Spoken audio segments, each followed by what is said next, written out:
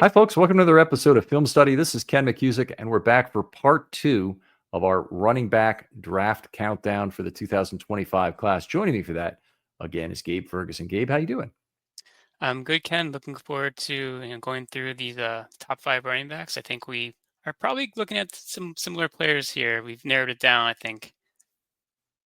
Yeah, I would agree. I think this episode probably is not as long, and judging by the top 5 names, I'd be really surprised if we had if it's not the same 5 names, probably in some different order, would be my guess. But let's review what we talked about the first time. We'll save honorable mentions for last, and then that'll leave us with some interesting discussion for then. But your number 10 guy off the top was R.J. Harvey of Central Florida, right? Right. Yep. And then I had Damian Martinez of Miami, who I think you had a little higher. You had him at I had number him at 7, maybe? 9. I had him at 9. 9. Okay. Yep. And then so you had Martinez at 9. I had Devin Neal at number 9. He was on your list. He was my 7. Number 7. Okay, Yep. so a little bit back and forth going there. And then at number 8 and number 6, we each had an alternation. You had Quinshon Judkins of Ohio State at number 8, and I had Cam Scadaboo, and we had just the opposite at number 6. Correct. All right, and my number 7 guy, who I think was left off your list, was DJ Giddens, right? Yeah, that's right. He was my first honorable mention. Just missed Okay. the cut for me. K-State back and a guy who might be kind of exciting. So I think that takes us all the way down to number 6. Those are all the players we've discussed so far. And I think there's a pretty good chance we're talking about the same players. But before we get into this, and I think the remaining players, I think, will all be first 3-round guys. Okay, would you agree with that? The remaining players on your list all drafted in the first 3 rounds? I would definitely expect that. Yep. Yeah, I would expect it too. I only really see one first round back on of this group, but could even be a second first round back potentially, but probably only one. But all these guys, 2, 2, 3, 3 are my next round expectations or hopes, I guess, if the Ravens were to get these guys. But are you? Do you think place a likelihood? Maybe handicap it for me. The probability of the Ravens drafting a back in the second round. Well, okay, let's do 1, 2, 3, and 4 plus for their first running back drafted. And we'll both come up with this, and then we'll do it. And I'm just going to round near percent or near 5% on these, I think. All right.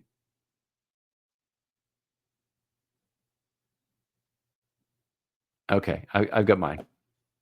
Okay. I've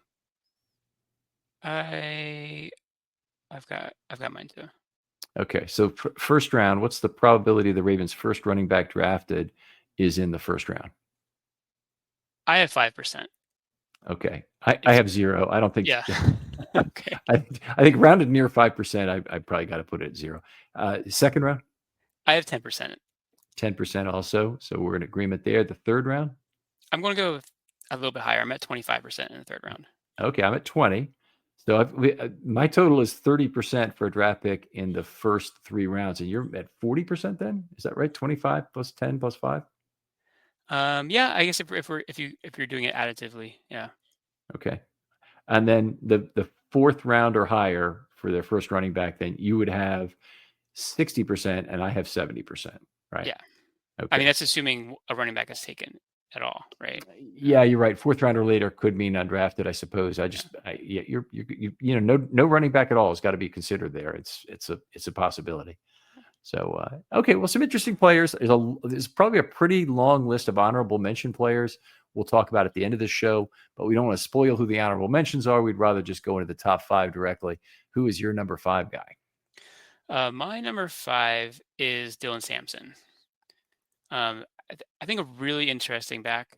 Maybe to me the most interesting back in this class. Played at Tennessee. A little bit of a gimmicky offense. I think is maybe my biggest concern about him is he played against a lot of light boxes.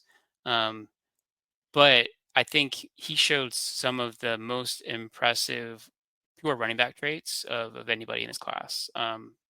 Just in terms of his vision, his ability to kind of like pace his speed, his the way he kind of approaches the line of scrimmage, setting up his blocks, his balance. I think he's really talented around the line of scrimmage, kind of the short area, change of direction, stop on a dime. Um, he reminds me of LaShawn McCoy in a lot of ways. A very productive running back. He has a lot of the kind of shiftiness there. He has long speed too. I think he is probably in the 4.4s. I think he ran in his pro day. 442. Yep. So he has like a really good combination of skills. The one kind of detriment, I guess, is his size. He's on the smaller side. He's was it 5'8", Hmm. 200 about, or 5'11", 200. Sorry, he's a little bit taller, so he's not as dense as you might like at a running back. But in terms of a lot of the traits that I personally was looking at, he did very well. I mean, he isn't the highest in terms of like forcing missed tackles.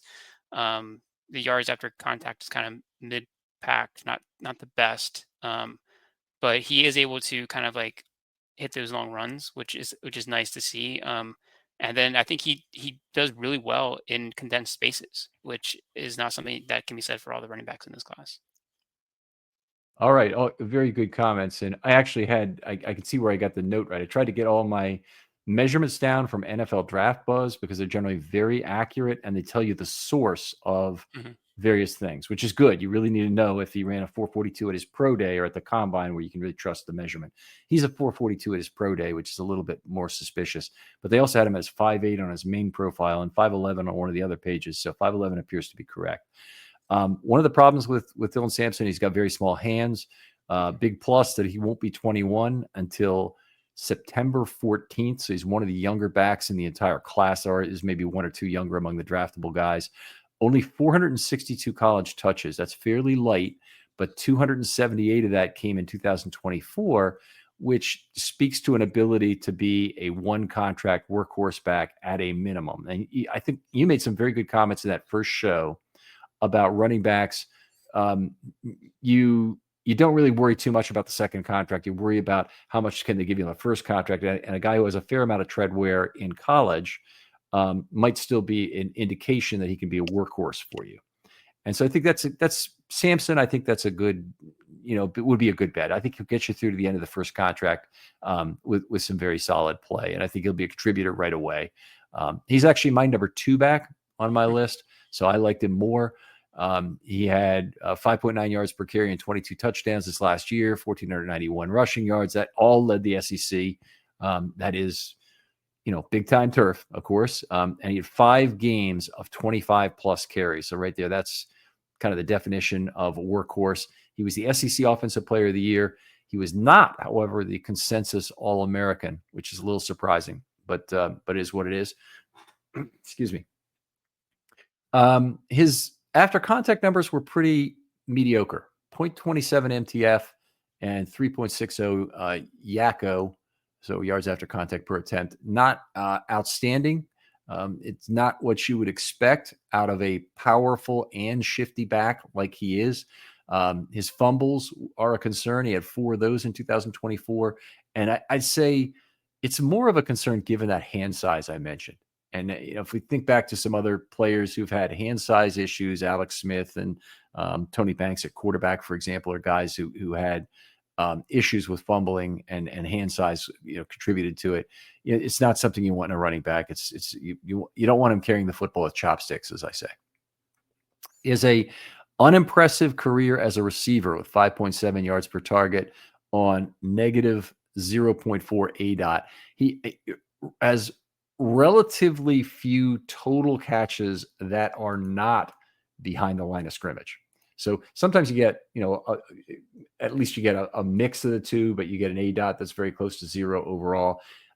If you look at his ADOTs by game, it's -3, -2.7, -3, 7.0, -2.5, -4, 2, -4, -0.5. It's a lot of negative numbers by game, which means whatever receiving opportunities he's getting behind the line of scrimmage.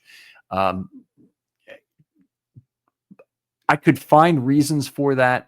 I didn't really try and study those plays individually to see if it's Tennessee's asking him to chip block and he's having some of the same problems that Justice Hill had in terms of finding space and relativizing himself to the defenders to take the biggest advantage after the catch. So that would be a question. Now, one of the things that elevated Sampson for me a lot was that despite his size, he might be the best pass blocker in the entire draft among the top running backs. And Tennessee used him to set block a lot. And I have those numbers for you just for a second. Make sure I go to that. And then, so PFF, they don't give you a blocking credit. So they don't consider a pass blocking snap if it's not a set block. So if you hear my offense shows, you'll hear a division of set and chip blocks by player or for the team as a whole. And I think chip, not asking a player to chip block is important, but they had Sampson set block 133 times on the season. And he's one of the only backs in this entire class that did fairly well at the job. So lots of experience with it, and he's good at it. Makes him a valuable block, a valuable player to have on the field on any play that you want to pass or run, that you might pass or run. So value there is good. Doesn't have to be a specific third down back because there are more explosive receivers as third down backs, and Justice Hill might be such a player. But Dylan Sampson's pass blocking elevated on my list to number 2. Yeah, I'm not surprised that you have him at number 2. I thought I might be a little bit low on him at 5 overall. A few other interesting stats that I didn't mention the first time around. He was extremely good in conversions. There's a stat I pulled in 2024. He had 36 carries with 2 or fewer yards to go and converted 33 of them. And that's, I think, really impressive for a player of his size. He's not like a 220-pound, like, kind of sledgehammer. But it shows, I think, his vision. It shows his kind of his footwork, his ability to work in those condensed spaces, as I mentioned earlier. Just a very good all-around player. I think he has that home run potential. I think, the hand size, like you mentioned, is probably one of the contributors to the fumbling, which is a concern. I'm going to be interested to see where he goes in the draft. He's one of the players that I had in mind when we mentioned the third down or third round consideration, because I think he might potentially slip to that point. Okay, here's my question for you. What is the pick number, including any possibility trading up, trading back, whatever it is? What is the pick number that you'd be good with the value on Dylan Sampson being drafted? So I would probably want to be in the top half of the third round. So probably around pick 75. Okay, I think I'm okay. And Ravens pick at 59, I believe. I have to check that again. It's something you definitely need to know going into the draft. But I think it's 27 and 59 they pick. Yeah, 59. I think I'd be okay if the Ravens drafted him 59. Wow. It would be a commitment to the future of the running back position. It wouldn't be a fantastic value pick, but it would be okay value. And I trust the Ravens' judgment on what they're getting out of it. It would be getting younger at the position, which is, I think, actually kind of important. And he's one of the only guys that I think they might get at that spot. And I think I could see his value at that spot. There's a bunch of other players I'd say, it's too high, it's too high, it's too high. But he's one I would be okay with. Yeah, I mean, I wouldn't hate it. I'll say that. Like, I think the value there is, to me, he's more of like late second, early third. I would prefer early third if possible.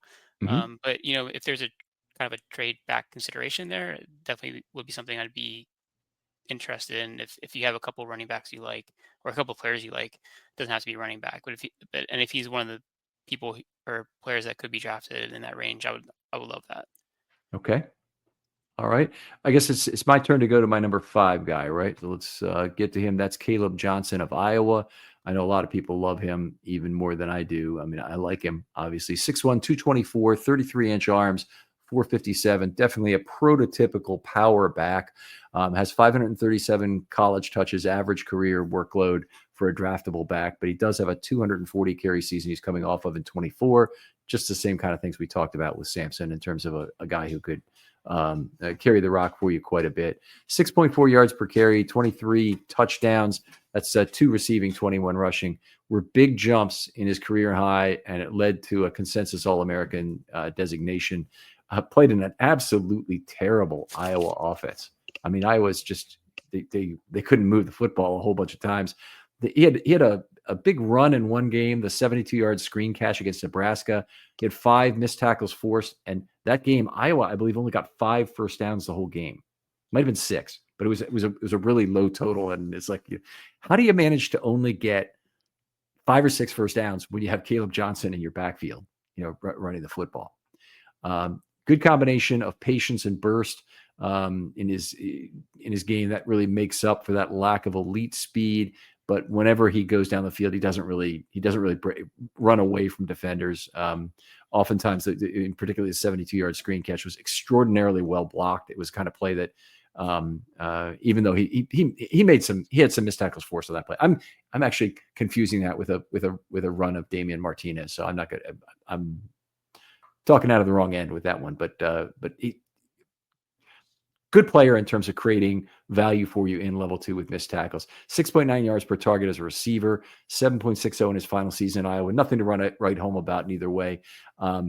Never anything but a screen pass in his case. Not only was his ADOT -3.0 for the season, it was never positive for any game.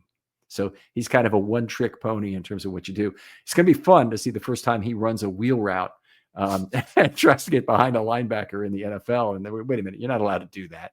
But he was very effective on or somewhat effective on the pass. He did a lot of it coming on that 72-yard screen catch.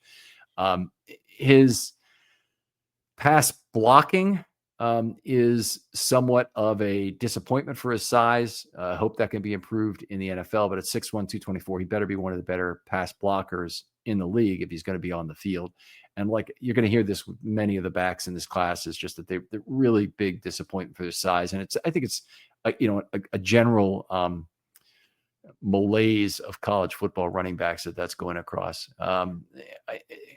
The Ravens would probably either have to do one of 2 things to get him: either reach for him in round 2, where he's one of several, or have him be one of several options that could fall to them at number 91.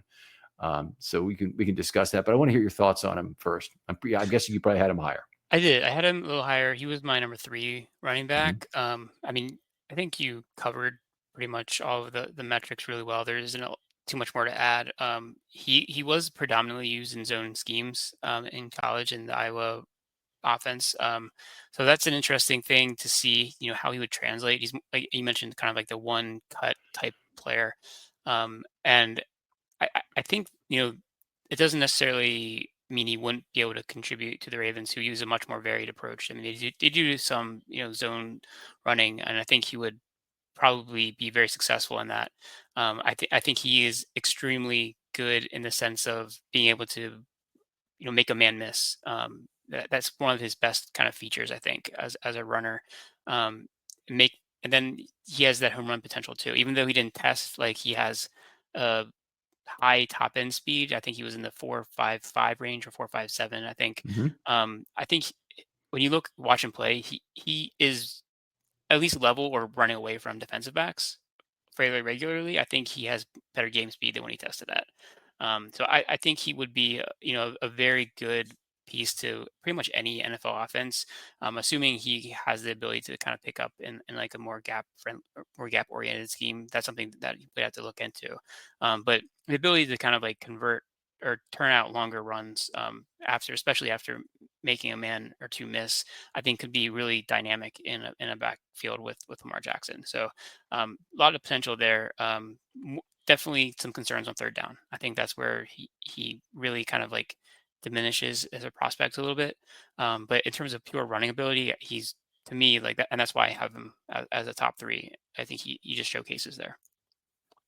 So his Yakko per attempt was 442 this last year, which is absolutely fantastic. And he had 66 missed tackles forced in 240 attempts, which I'll do for you really quickly. Is 0.28, so that's quite good too.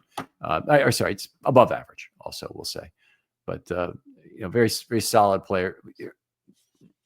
Fair to state, and you had him lower than I did, or you had him higher than I did. So Yep. if the Ravens got him at 91, you'd be thrilled, right? Oh yeah, 91. I think that would be incredible value to me. I think to me, I would consider him, at the second round. He wouldn't be um, as good value there, but I could understand trying to take a swing at the second round. I mean, we already talked about Sampson. I think he could also be a good fit in that position as well.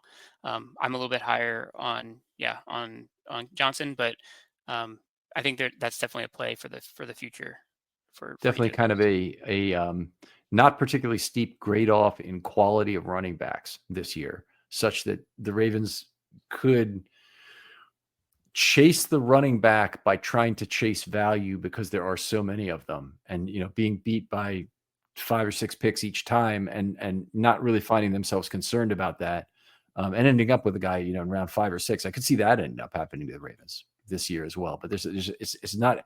I don't think there's a huge differentiation certainly in the top 10 backs, but even in really the top 20 backs, in terms of how much less you get for a lot of those honorable mention guys.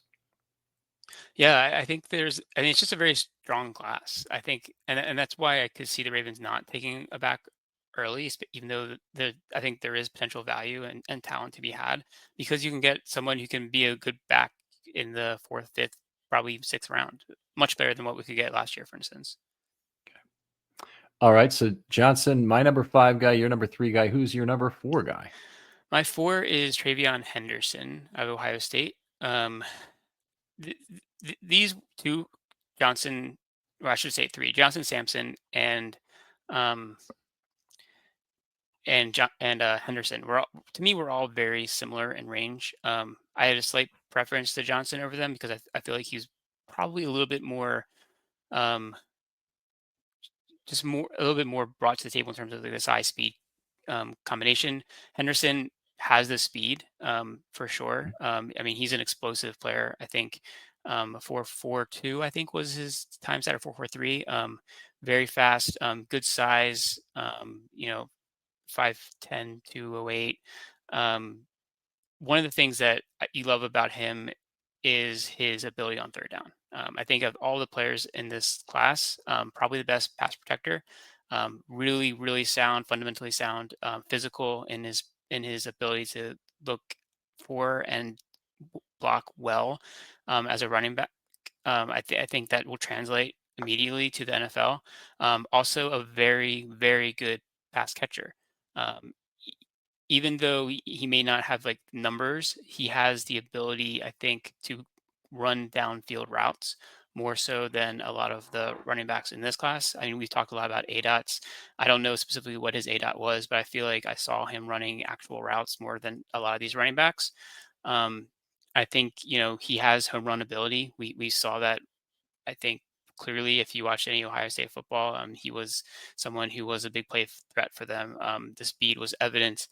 Um, there's not a lot not to like about him. To me, the one thing that held me back from having him a little bit higher is the fact that he's missed time due to injury, and that's not something that you love to see. I don't think it's anything that's like massively a red flag, but it does have a little bit of a concern there. He doesn't have the biggest frame of any of the running backs we're seeing in this class, so that's a little bit of a flag. But in terms of what he can do, especially in a well blocked scheme, I think he can be a dynamic player and also very good on third down. I'm with you in terms of his threat as a receiver is very significant. 9.4 yards per target. It was highlighted by a 75-yard screen catch and run versus Texas. It's actually the run I was thinking about. It wasn't Martinez, it's him. -6 plus 81. He had a wall of OSU blockers. It's seriously that one. No missed tackles forced or anything on the play. I don't want to say anything about my own speed at age 61, nearly 62, but I'm guessing you could have outrun the defense on that play. And with knowing not very little about how fast you can run, but you're a relatively young guy here. It was an unbelievably well blocked play, and looked good. Injury flags are there. Missed time in 22 and 23. You mentioned it with the foot, and then an undisclosed in 23 where he missed the Maryland game, and they never really said why. I don't think that was the only time he missed that year. The 2022 injury is a fracture torn ligament situation. I don't know if it was a Lisfranc was included in there because it seems like it would have taken him more time to get back than he did. But however you categorize that thing, being out twice like that early in a college career is not a good thing. In terms of what he's done, though, he's had 42 touchdowns and just one fumble. 6 points. If you're looking for a better way to unwind, focus, or even get a good night's sleep, listen up. Let me tell you about Mood, the online cannabis company that's changing the game when it comes to functional gummies. They've crafted a whole line of federally legal THC blends designed to help with everything from stress to sleep to mental clarity and even some spicier needs if you're into that. Now, what makes Mood different? They go beyond just THC. They pair it with herbs and adaptogens to create targeted effects that you won't find in any other dispensary. And every gummy is made with pesticide-free, small farm American cannabis, so you're getting quality that you can trust. I've tried their sleep gummies, and let me tell you, it takes about 15 minutes, and I'm out cold, no grogginess, no weird side effects, getting some of the best sleep I've gotten in my life when I take one of these gummies. And if you need a mood boost, there are Epic Euphoria gummies, game changers. And right now, Mood is giving listeners 20% off their first order by using the promo code RAVENS at checkout. So head on over to mood.com, find the perfect gummy for whatever life throws your way, and don't forget to use the promo code RAVENS to save 20%. 4 yards per carry career at OSU. I can't negate the value of that, in particular on the fumble side, not turning the ball over, by the fact that, Ohio State always had a great offensive line blocking for him. They did. His missed tackles forced are not really impressive. He is, despite the fact that he's a bigger back at 5'10", 202, or a reasonably sized back. 0.22 missed tackles forced is not good. And the Yakko of 389 is probably even a little bit disappointing for how many first contact opportunities he's getting in level 2. So I didn't love him as much for that. I also, by the way, had him at number 4. So we're in lockstep on that.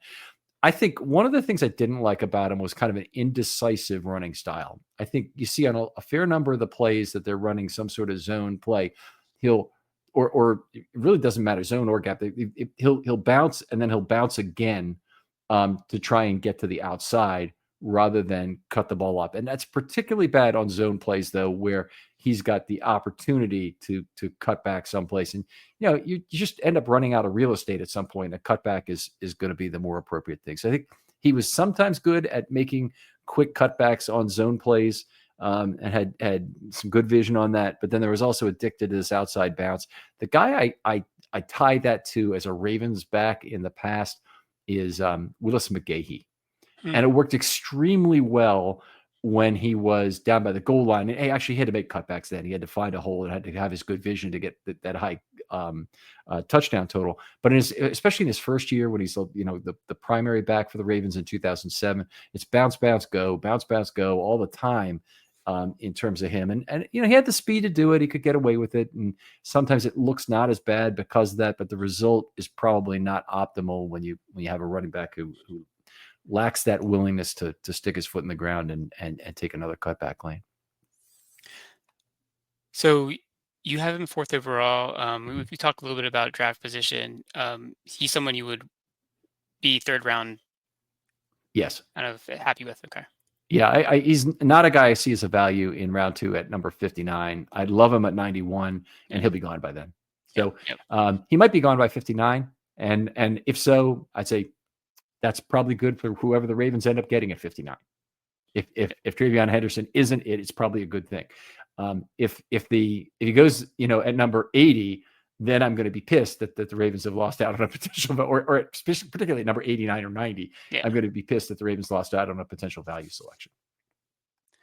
So yeah, I mean, the Ravens have a lot of kind of late round draft capital. So if they see someone sliding that they like, in the 3rd round or 4th round, they could potentially move up a few spots to kind of nab somebody. Yeah, it doesn't. The problem with that is the Ravens draft capital they have in round 6 and 7. I think they have 5 picks in those 2 rounds. Doesn't add up to a hill of beans. Yeah, they can trade a 6 this year for a 5 next year, and hopefully there's a couple teams that are kind of desperate to get that done in the 6th round. If there are, that'd be really good value out of those. But their total draft capital is really low, and you look at the New York Giants have over 3,200 JJ points to Yeah. spend on this draft. And the Ravens have about, I think it's about 1,280 or something. If they traded every single one of their picks and got 1-for-1 JJ value, they'd move up to somewhere between the 10th and 11th pick overall. So, I know there's a lot of people out there that say, we've got only 11 picks. Just trade some of this. Well, you trade all of them. You wouldn't get very much. I mean, you just don't have that much draft capital. No. I think that's true. And I think, especially looking at the JJ scale, I do think that there has been a little bit more emphasis recently towards picks in general, just having like the kind of like dart throws and ability to like get somebody. I think, even late round picks, I think there's a little bit more value now than there might have been 20 years ago. I think I completely agree with you, by the way. And all of the other charts that have come out, whether it's Hill or the other ones from PFF and things, they have a flatter element to the curve. But there's two problems with it. One is I haven't seen one of them yet that does a good job of having an arithmetic subtraction for the replacement level. So yeah, your 7th level player is that much above the replacement level player, but that doesn't mean you derive some big value out of a 6th round pick, say, above the replacement level. I think that's where the Hill chart in particular, I think, tends to overvalue. And the PFF guy, he acknowledged it on air to his credit. Came on my show and said, you might be right. I might not be deducting the value for the street level, but this is what I can impute from the information I have here. Most of them start with AV as well, because it's really all they have for a metric, and that's kind of it's not completely flawed or anything. It just has a different kind of a set of simplifications to it that doesn't always make sense. But there aren't a lot of better metrics. Is the truth of the matter is there just isn't. There's not any one simple way to analyze this. But when we get together on draft night, we'll notice that the first 10 to 15 picks, there could be big swings in terms of who wins from a JJ perspective. After that, when you get into trading rounds 2, 3, 4, 5 picks, rarely are there big swings in expected from the JJ value that you should get. Yep, I think that's right. All right, I think we're up to number 3. So we've talked about Dylan Sampson was your number 3, right? Yes. And so I say my Johnson was my number 3. So I think yours Johnson. Okay. Yeah, yours we have not discussed yet. We have not, and it's Omarion Hampton of North Carolina, who's definitely, I wouldn't say a polarizing figure in this draft, but there's just a variation. Does bring a lot to the position in terms of athleticism. Let's get to Hampton notes here. 6'1", 220, 446 speed, turned 22 in March. Vertical and broad jump, both outstanding. 4.4. The 440 shuttle was not. That's a little bit concerning, not tremendously concerning, but it's just one drawback. But generally, he's a very good one-cut, explosive, fairly fast back that does most of the things well. Holds onto the football very well. 1 fumble and 281 attempts in 2024. 0.26 MTF at his size is not good at all. His 4.35 yards after contact is outstanding. So, you got when the two go in different directions like that, it's always nice to see the better Yakko number, because honestly, that's more important. Missed tackles forced, the goal of them is to get Yakko. So you want the higher Yakko per attempt. Lots of breakaway runs in his case. I like his vision. He runs upright. I would say one drawback I would have is that it kind of reminds me of the difference between seeing Lamar Jackson, I gave it away, and Tyler Huntley on the field for quarterback for the Ravens.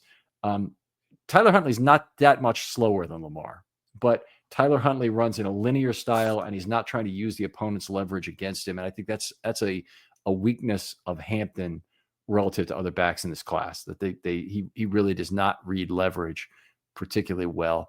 And some of it is throwing leverage as well and trying to get that opponent to make a mistake. And that could be part of the missed tackle forced low number there.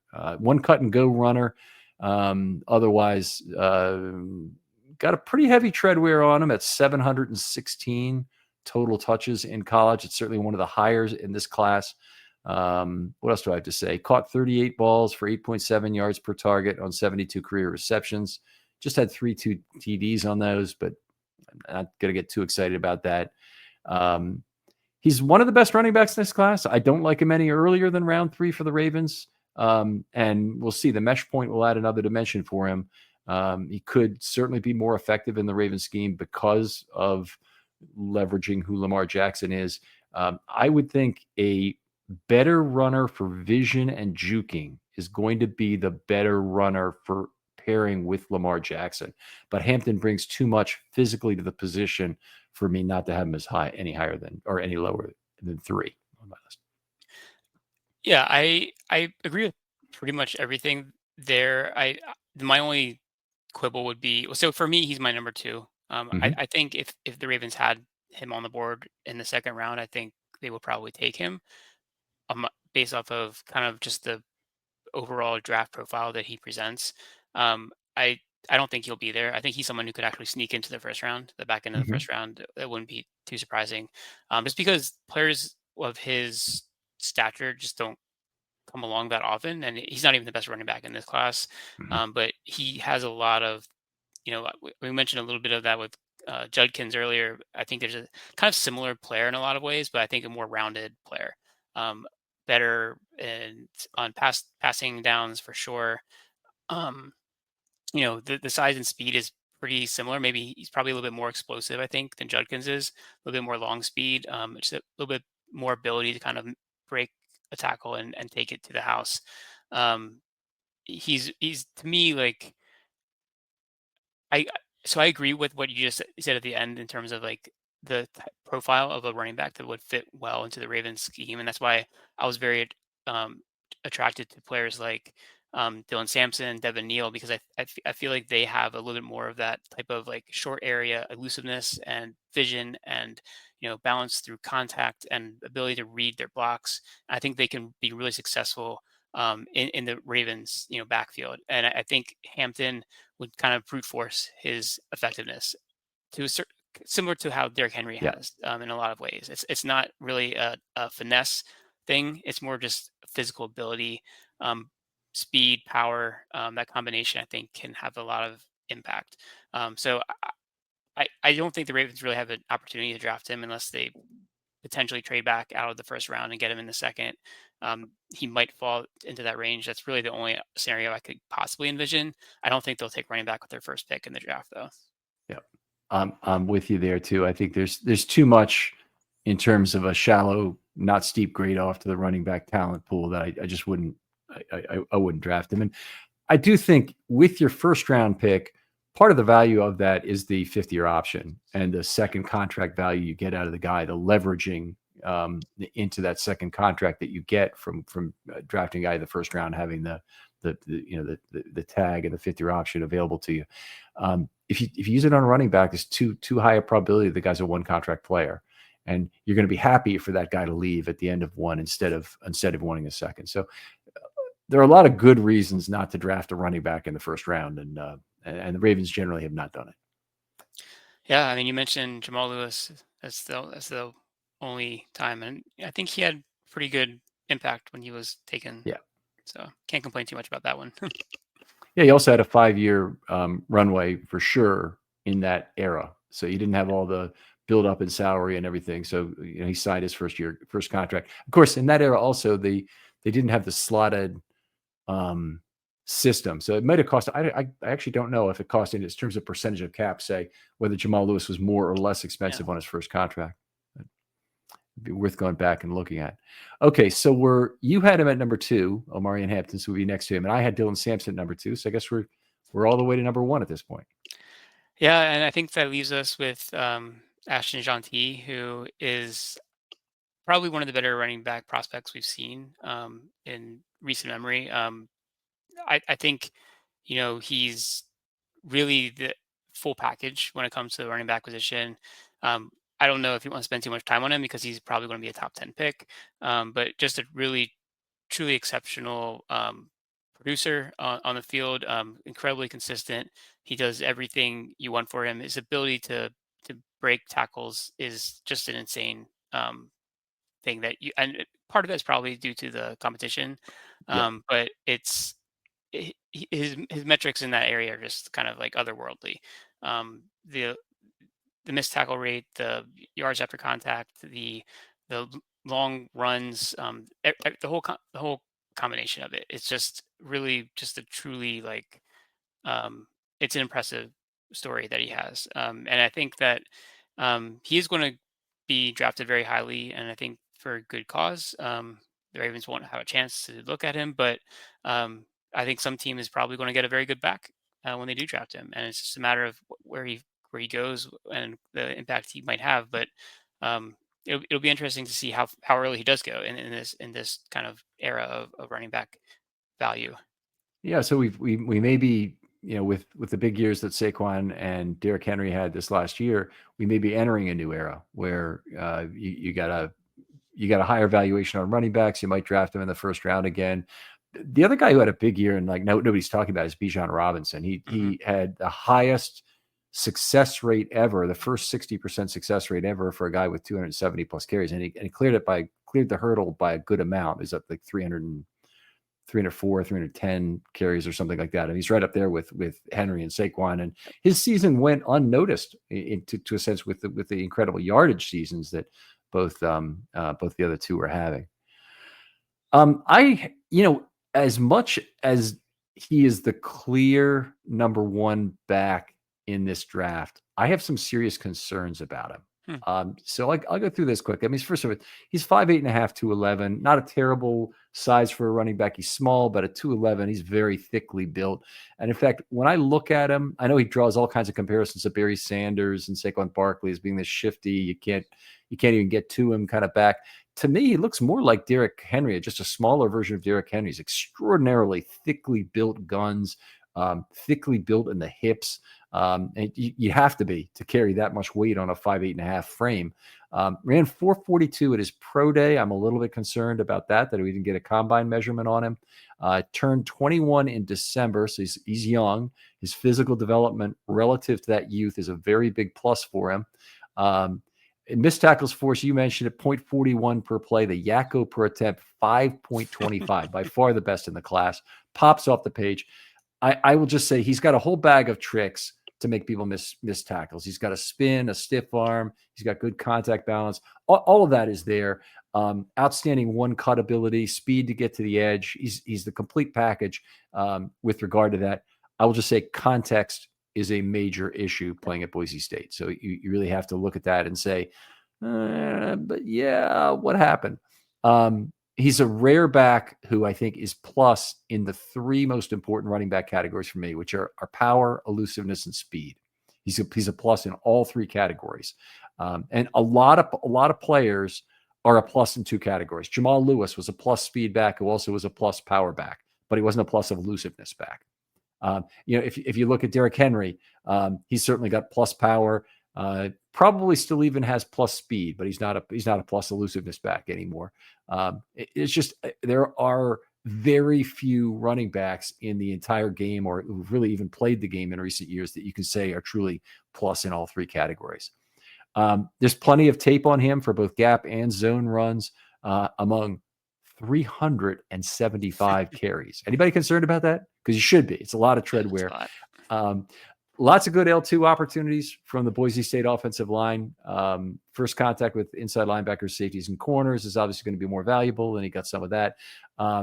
He doesn't have any sort of length to pass blocks. His arms are 29.25 inches. That'll reduce his NFL role. And what he could bring you as a receiver, which wasn't much in 2024, he had 4.2 yards per target as a receiver. I can come up with reasons why I think that might be true. I think he's always kind of marked by a linebacker, almost like having a spy on the quarterback. If you're playing Boise State, you spy Ashton Jonty, effectively. And I think they always had somebody out, making damn sure he was covered on vertically, and that probably reduced what he could do. He has not yet learned how to find space after chipping. And that is a difficult thing to learn. Mentioned the problem with Justice Hill's had with it. If an NFL team can just figure out how to leave him out in the open, it's probably a big extension of the run game. I bet they'd get a lot more than 4.2 yards per target. If you came to the Ravens, I mean, do much better than 4.2 yards per target in this offense. With all the weapons they can space out off the field. You're not going to have a spy on Ashton if you're going to leave Lamar alone, to do that. So there's not as many different options that a team has that they'd be able to deal with Ashton the same way he was dealt with in college. But I do think the game planned against him in college, and he'll be a fine athlete, a fine back at the next level. What else do I have to say about him? 10 fumbles in the last 3 years. That's a problem. He has had a lot of carries in that period of time. And he's going to be gone long before the Ravens draft at 27. He probably will go in the top 10, or at least he might go in the top 10. And honestly, he's another player that I'm going to say, phew, if the Ravens are on the clock at 27 and he's one of the players they could draft, and they have, needed edge and need a cornerback, and they've got other good players that they could take, that's a much more sweaty proposition for me than having some other team take him and having to deal with the large variance of potential outcome in his career that could accrue. Yeah, I mean, it would be. I don't think that's a scenario that would happen.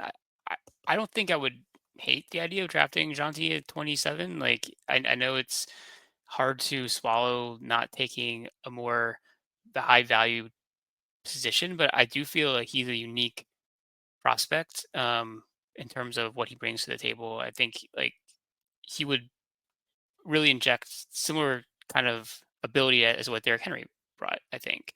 Yeah. And he would do that at the age of 21. The Ravens would have him for 5 years on a very reasonable contract. I mean, I don't think that's a scenario that would ever happen unless some crazy thing happens on draft night. So I can't imagine, that being something to really be concerned about. But I think, at that part of the draft, that there's value there. Here's the question I'd have for you. Let's say they're on the clock at 21 or 27, sorry, and the last of the big four offensive tackles is out there, and I'm not even including one of them, but I'm basically saying it's Campbell, Connerly, Banks, and who's the fourth I'm forgetting right now? Campbell, Connerly, Banks, and give me just a second here. I'll get to my top 10 that I have it for. And Membu. Yeah, Membu. So let's say those four guys are you have one of them remaining on the board. Might be Membu. Might be perfectly reasonable that he'd be a guy that's left at that point. Certainly is reasonable that Connerly might be. And you have a choice between him and Austin Jonty. I don't think there's any question about which player would have the greater immediate impact on your football team. But I think there's a big question about which player is the better franchise cornerstone to lay down than one of those offensive tackles or Ashton. And that's where my problem comes. I mean, just, do you want a 4-year back or a 5-year back, or do you want a 8-year player? I completely understand that, but I also think the quality of tackle you're drafting at that is not necessarily a home run. Right. If maybe Membu, I would probably make the argument for, because I think he has the potential to be a high-end tackle. I'm not sure the other players. I don't think Will Campbell will be there, but even if Will Campbell was, okay, so Campbell or Membu, I would say take those potentially over Jonty.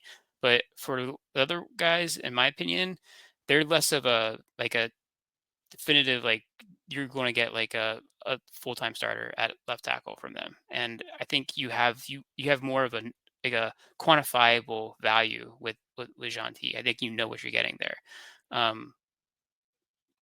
In both cases, they're kind of playing behind some older players on their initial contract. I think that actually potentially takes away more value from a player like Jonty, who might be a 1 contract or 5-year player for you. That's true. That you let walk. And so you can lose. Okay, let's say he loses a season and a half. You can lose 30% of the value of that player for having to play behind Derrick Henry. And it's not like he would get no touches. He'd get a decent amount of touches, but and he'd be a part of the offense. If anybody get injured, he'd be a huge part of the offense. But I don't I don't know that the Ravens get real value out of him. In the same case at offensive tackle, I'm much less concerned about that. About first of all, there's injuries that will occur and probably give a Membu a chance to get in there.